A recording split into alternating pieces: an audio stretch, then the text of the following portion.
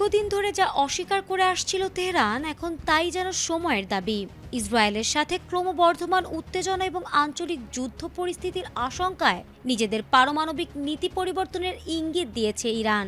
দীর্ঘদিনের শান্তিপূর্ণ পারমাণবিক কর্মসূচির অবস্থান থেকে সরে এসে দেশটিতে এখন প্রকাশ্যে পারমাণবিক বোমা তৈরির পক্ষে জোরালো দাবি উঠছে। কট্টরপন্থী নীতি নির্ধারকদের এমন অবস্থানে বিশ্বজুড়ে নতুন করে উদ্বেগের সৃষ্টি হয়েছে। ভূ রাজনৈতিক বিশ্লেষকরা শুরু থেকেই বলে আসছিলেন, ইরানের যুক্তরাষ্ট্র ও ইসরায়েলের যৌথ সামরিক তৎপরতার প্রধান কেন্দ্রবিন্দু ছিল ইরানের পারমাণবিক সক্ষমতা গুঁড়িয়ে দেওয়া। ইসরায়েল বারবার দাবি করে আসছিল ইরান গোপনে পারমাণবিক বোমা বানানোর পথে অনেক দূরে এগিয়ে গেছে, যদিও ইরান একে পশ্চিমা অপপ্রচার বলে উড়িয়ে দিয়েছিল।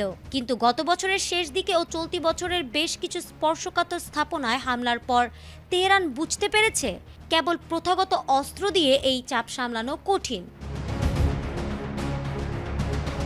সম্প্রতি ইরানের পার্লামেন্টের ৩৯ জন সদস্য দেশটির সর্বোচ্চ জাতীয় নিরাপত্তা পরিষদের কাছে একটি চিঠি পাঠিয়েছেন। এতে তারা বর্তমান প্রতিরক্ষার ডক্ট্রিন বা সামরিক নীতি পরিবর্তনের দাবি জানিয়েছেন। তাদের মতে ইসরায়েলের পক্ষ থেকে সরাসরি হামলার হুমকির মুখে টিকে থাকতে হলে ইরানের হাতে পারমাণবিক অস্ত্র থাকা এখন সময়ের দাবি। ইরানের রাজনৈতিক মহলে এই আলোচনা আগে অনেকটা গোপনীয় থাকলেও এখন তা প্রকাশ্য বিতর্কে রূপ নিয়েছে। দেশটির বিপ্লবী গার্ড বাহিনীর ঘনিষ্ঠ বিশ্লেষকরা বলছেন, গতানুগতিক অস্ত্র দিয়ে ইসরায়েলের হামলা ঠেকানো সম্ভব নয়। পারমাণবিক বোমা তৈরি করলে তা বড় ধরনের প্রতিরোধ হিসেবে কাজ করবে। যদিও ইরানের সর্বোচ্চ নেতা আয়াতুল্লাহ আলী খামেনির একটি পুরনো ফতোয়া অনুযায়ী পারমাণবিক অস্ত্র তৈরি নিষিদ্ধ, তবে বর্তমান প্রেক্ষাপটে সেই অবস্থান পরিবর্তনের সুযোগ আছে বলে মনে করছেন অনেক সংসদ সদস্য।